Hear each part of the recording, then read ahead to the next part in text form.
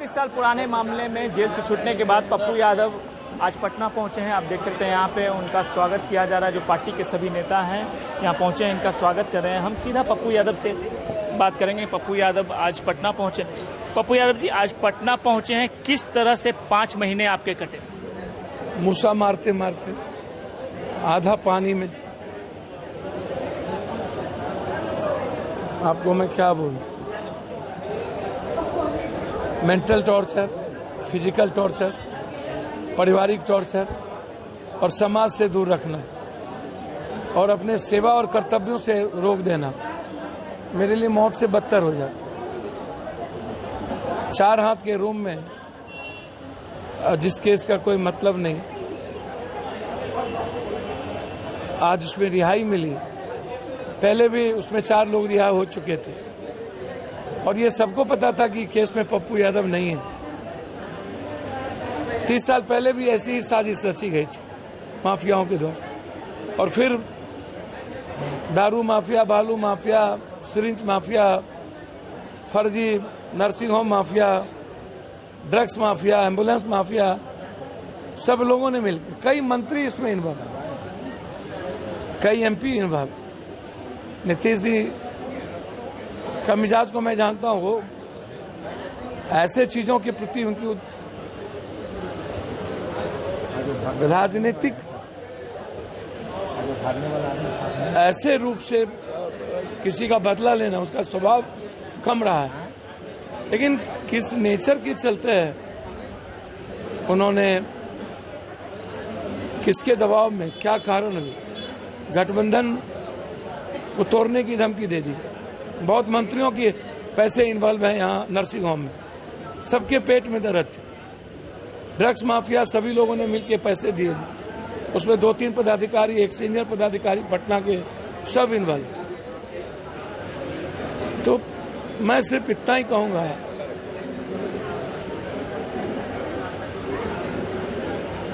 कि किस पीड़ा के साथ और किस कष्टों में मैं गुजारा हूं। आज मेरे मन में डर की भावना बहुत ज्यादा बैठी थी। 55 साल मेरी उम्र में प्रवेश कर गया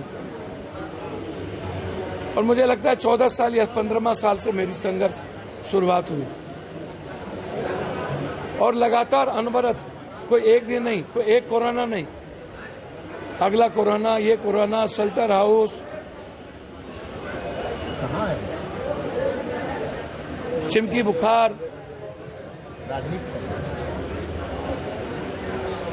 बार, पटना बार, सेवा आश्रम, कोई मतलब नहीं। सत्ता पक्ष और विपक्ष दोनों मुंह मोड़ ले और प्रदेश को मरने पर छोड़ दे।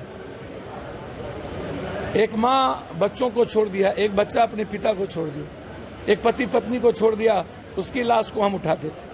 घरों में विपक्ष की कर रहे हैं आप। लालू फैमिली में अभी सब कुछ ठीक नहीं चल रहा है। तेज प्रताप कहते हैं कि उनके पिता को बंधक बनाया गया है। नहीं, मैं नहीं जानता ऐसे बारे में, और मुझे ऐसी चीजों पर मुझे कोई, मेरी दिलचस्पी, तेजस्वी उनकी बातों को काट देते हैं। मेरी दिलचस्पी 12 करोड़ लोगों पर है। मेरी दिलचस्पी खीरीपुर, लखीमपुर खीरी पर, जहाँ 2-2 लाख रुपया पार्टी की तरफ से जो किसान मरे हैं, 4 उसको घोषणा में नहीं किया। मेरी दिलचस्पी वहाँ, मेरी दिलचस्पी जो बाढ़ में लोग सांप से मरे हैं, जो हालात परिस्थिति पैदा हुई, कुशेश्वर स्थान की स्थिति बुरी हुई, गंगा के बाढ़ से भी 4-4 बार वहां पर है। मेरी दिलचस्पी 4 करोड़ रुपया जो मिलना था हर कोरोना पीड़ित को, 4 लाख रुपया वो नहीं मिला, उनको दिलाने की है। जो मेरी दिलचस्पी है, जिसके माँ बाप कोरोना में मर गए हैं, उस परिवार के एक बच्चों को गोद लेकर 12 तक पढ़ाना और उसके खर्चे की व्यवस्था पप्पू यादव करेगी। दिलचस्पी की जहां तक बात आप कर रहे हैं, कांग्रेस की दिलचस्पी आप नहीं दिख रही है। भैया, किसकी दिलचस्पी कहाँ होगी कहना मुश्किल है। मैं उन लोगों की बात नहीं करता हूं जो भगोरे हों, जो डरा हुआ हो, जो खौफ में जीता हो। कौन खौफ में जी रहा है? जो ईडी, सीडी, सीबीआई, आईबी के खौफ में हो। मैं ऐसे लोगों की बात नहीं करता जो लोग सत्ता के लिए समाज को तिलांजलि दें, खत्म कर दो। मैं उन लोगों की बात नहीं करता हूं कि जो सिर्फ जाति के राजनीति पर आधारित हो। कांग्रेस से अगर आपको ऑफर मिलता है तो क्या स्टैंड होगा? नहीं, मैं कांग्रेस से बहुत उम्मीद है लोगों को। देश जब आर्थिक रूप से गुलाम हो चुका है, देश जब गरीबों की स्थिति बदतर हो गई, 1000 से ऊपर किसान मर चुके हैं, कोई सुनने वाला नहीं, किसानों के लाश पे राजनीति करना, और जिस तरीके से एक अपराधी होम मिनिस्टर, मुझे पहचान लो मैं कौन हूं, मैं होम मिनिस्टर नहीं, होम मिनिस्टर तो लगभग अपराधियों का अखाड़ा बना हुआ है, कोई तरी पार, कोई 302 सभी, और वो देश चला रहा है। और अब भी कर रहे हैं कि तलवार लो, उठाओ और किसानों के खिलाफ लड़ने की तैयारी करो। ऐसे लोगों को जेल में बंद करना चाहिए। लेकिन जेल से बाहर आने के बाद जिस तरह से आपके बयान आ रहे हैं, आप नीतीश कुमार के प्रति सॉफ्ट और बीजेपी के प्रति आप हार्ड दिख रहे हैं। मैं हमेशा उन मुद्दों पर हार्ड दिखता हूं जो मानवता के लिए परेशान करने वाले, डरावनी हो, भय का वातावरण बना हो, नफरत पैदा करता हो, स्टेट को तोड़ देता हो, गृह युद्ध की स्थिति में हो। मणिपुर, असम गृह युद्ध की स्थिति में, जाट और गुज्जर,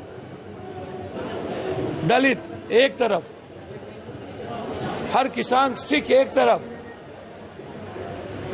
उस इलाके का लगभग किसान एक तरफ, और इनके अपराधी तलवार और बंदूक लेके गृह मंत्री के नेतृत्व में, उसके बेटे के नेतृत्व में कुचला जा रहा और कह रहा ये लखीमपुर खीरी है।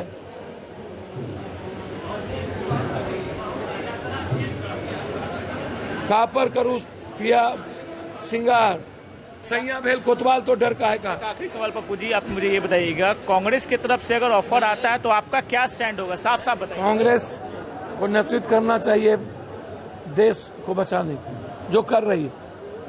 मैं उम्मीद करता हूं कि राहुल गांधी जी, जिस गांधी, सुभाष चंद्र बोस, भगत सिंह, नेहरू, सरदार पटेल, बाबा साहब अंबेडकर के कांग्रेस की विचारधारा,